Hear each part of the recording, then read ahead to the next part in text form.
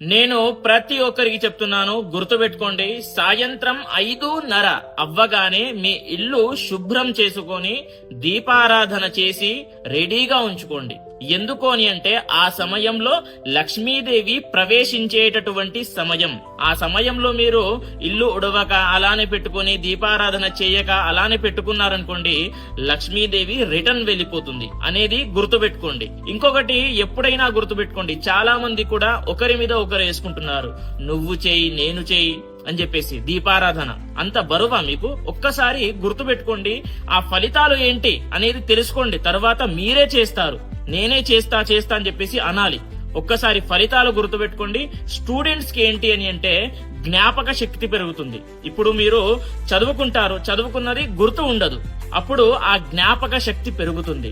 పెద్దవాళ్ళకి ఏంటి అని అంటే దీపారాధన చేయడం వల్ల ఆరోగ్యం బాగుంటుంది. కొంతమందికి ఫినాన్షియల్ గా చాలా స్ట్రగల్ అవుతూ ఉంటారు. వాళ్ళకి ఆర్థిక సమస్యలు అనేటటువంటివే ఉండవు. ఇలాంటి చిన్న ఈ దీపారాధన అనేటటువంటిది చాలా చిన్న విషయం. ఈ చిన్న పరిహారమే మీ జీవితంపై ఎంతో ప్రభావితం చేస్తుంది అనేటటువంటిది అందరికీ కూడా తెలియజేయండి.